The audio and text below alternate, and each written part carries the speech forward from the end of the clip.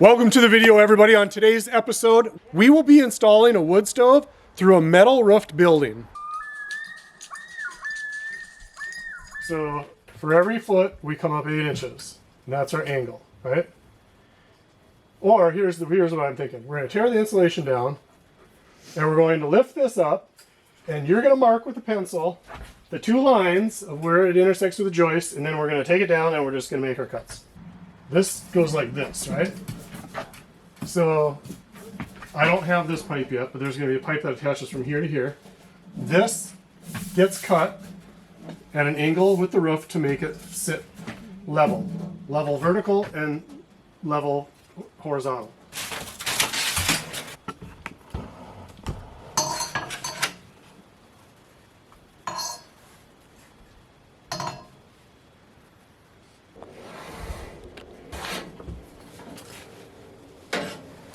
Okay, so what I did, I have it approximately where it is, but all I want is the roof angle,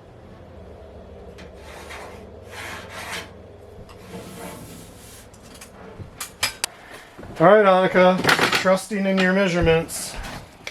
So we decided to be 6 inches up from the, I can't see anything. Oh, here's the tall side, right? Where's the, so we decided to be 6 inches from the bottom. And then we need to do the lines here for 6 inches, right?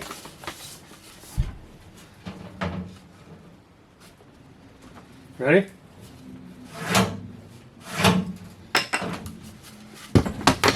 We screwed this up. This is wrong. Why? Because we want to be 6 inches below the joists. What do you mean below? So we need to come up the width of the joists. Okay, so we failed to take into account the joist. That means we're going to have 14 inches hanging down. Oh no, because that gets tucked up.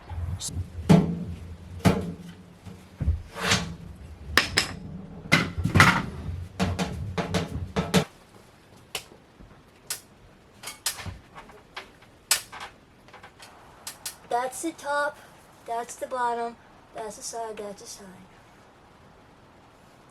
So it's like an oval. So how long is it total, lengthwise? 9.6. About. So I've got most of the components for the wood stove installed. The part that scares me is drilling the hole through the roof. And this is where, okay, don't laugh at me now. All right. So if you have the chimney pipe and you put it through a flat roof, you can just trace around the chimney pipe and drill out the roof.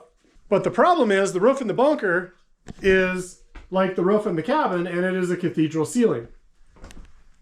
So we have an angle to deal with. Now, the part that makes me nervous is I realize that you can't just draw a circle, otherwise the pipe will come through at an angle. So in order to keep the pipe completely vertical, the hole needs to be elongated. And so that is what we're trying to figure out, is how to make the hole accurately. So what I'm thinking about doing is holding the pipe up against the slanted roof, and while Annika holds the pipe steady, I'm going to trace around it, and that will give me my elongation. And the pipe will not be level with the angle of the roof. It's going to be straight vertical, so that way we can do it. This is Annika's method for figuring out how we should do the cut. You tell me which one is simpler. What's all this scratch? You just need to know the diameter. It's all this scratchy stuff. You just need to know the diameter of the pipe, and then the angle between the base of the pipe and the roof, and then you can solve for the hypotenuse, which is the diameter of it on the slanted roof. So what is all this hieroglyphs? That's your formula. And what does it mean? It means that's the length of the pipe. Let's just trace it. Okay, so here's our jig for our tracing for the roof.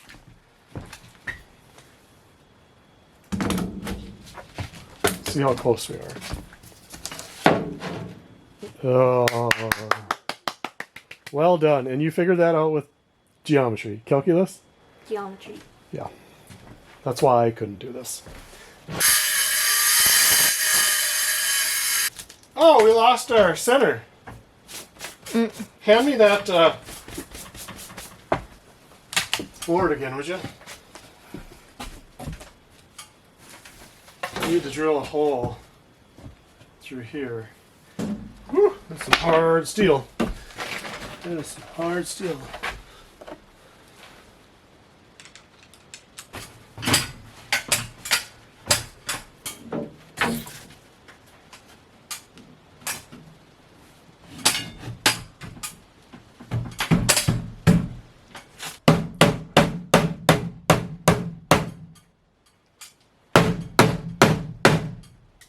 Where are we at for center? We look pretty darn good for center, is what we do. How are we for level? Pretty good. Pretty good. Boy, we are right on the money.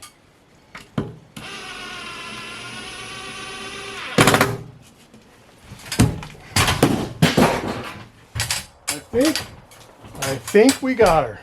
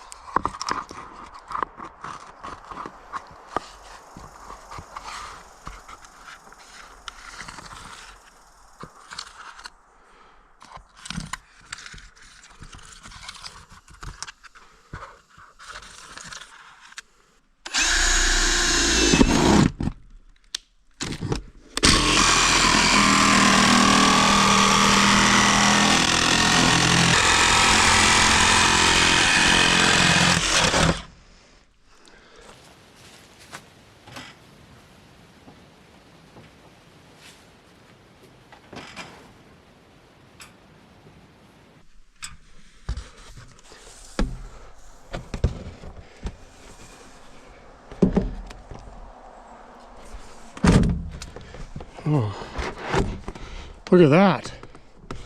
Look at that.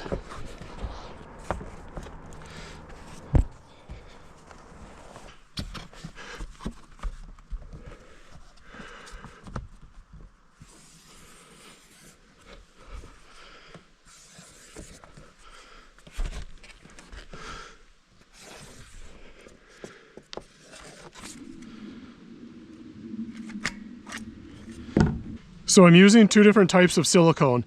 Anything that will touch the stovepipe, I'm using high temp silicone.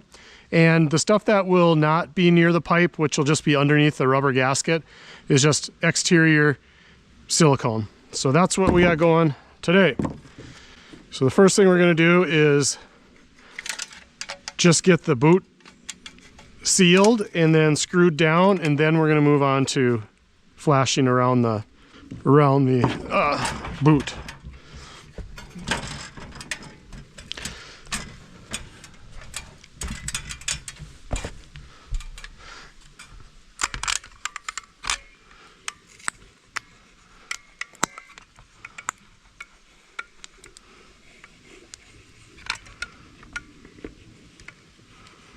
And we're going to be liberal and expect it to squirt out.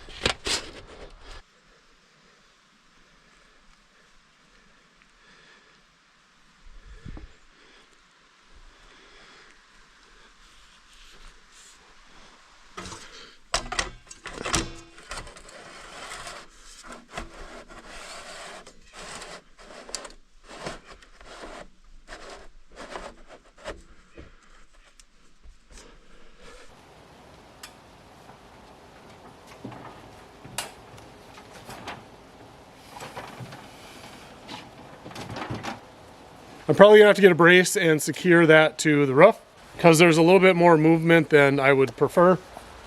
But other than that, she should be good to go. Now I want to show you something that's causing me a little bit of confusion. And this is my Duravent telescoping double wall pipe. And if you look real closely at this right here, it says, try to get that in focus. It says telescoping pipe. And right there it says exhaust flow up. So this tells me this is the bottom of the pipe, right? Well, this telescoping pipe only goes together one way.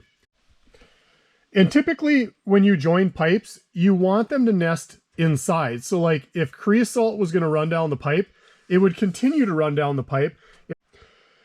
If this was switched around, creosote could travel on the edge of this pipe and escape and then drip down towards the fireplace, which you would not want, right? So that tells me that this is assembled correctly. The problem is when I get up here, there's another label. And what does this label say? Exhaust flow down, which makes me think that this pipe is upside down. The problem is it doesn't go together any other way. So there's a chance that this sticker was put on wrong. Well, like most of the things I do, the stovepipe was not without issue. The problem is, mine was mislabeled, and it took me 2 days to figure it out. Since I've never done this before, I thought I was doing something wrong. Well, I wasn't doing something wrong. The product was actually mislabeled.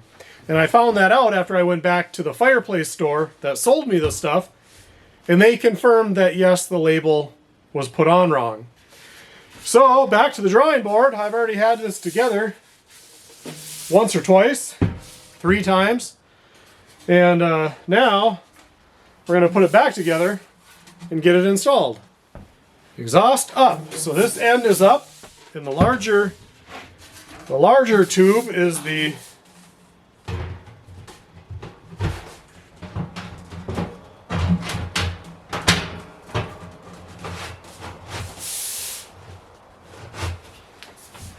typically you wouldn't want the lower pipe to go inside of the upper pipe.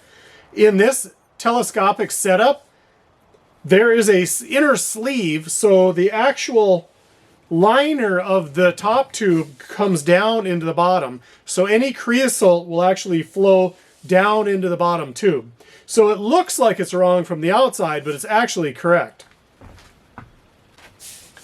Now we have to figure out our spacing. I know that we're going to need a 6-inch spacer on the bottom. So I'll go ahead and put that on there. Actually, you know what? I think we'll put that on our stovepipe.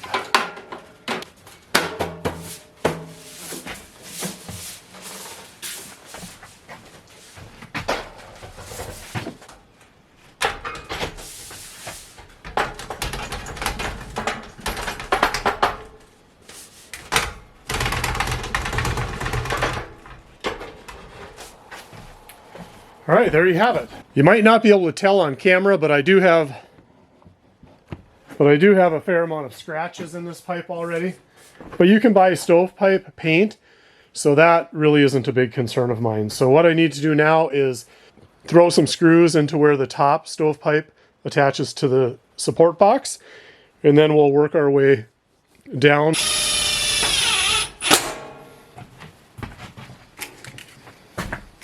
Okay, there you have it. Our wood stove installation is complete.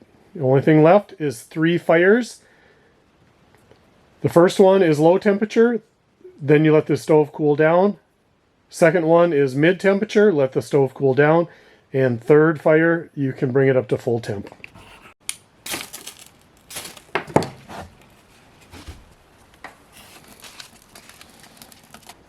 Now, many people will suggest doing your first burn outside, and in the instructions of this particular wood stove, it said if possible to do the first burn outside, but it is okay to do it inside. So because you do your burnings to cure the paint, you will have some burning paint smell. You could have some smoke, some burning paint smell, some oil on your chimney pipes. So if it's easy for you to do your first burn outside, that's recommended. If it's not easy, then it's completely acceptable to do it indoors, but just know that you might have some smoke and some foul odors during your first burn. We're just going to do a small first burn just to start the curing process, warm everything up, get to know the stove a little bit, and then we're going to let it cool down, do a second burn, medium temperature, let it cool down to complete cold, and then do our final burn up to solid temperature. So right now what we're looking for is we're looking to see that we have a good draw, a good draft. And if I close the damper completely, it looks like our fire does not go out. So that tells me that we have initiated a good draft. The other thing I want to look for is areas of the stove that maybe would be leaking smoke.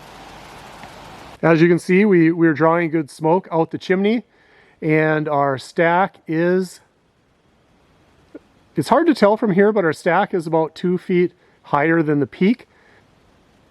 So far, so good. We're just going to monitor this to make sure there's no unforeseen problems and go from there. So the reason I haven't taken down the rafter brace yet is because I may put a chimney brace on here yet.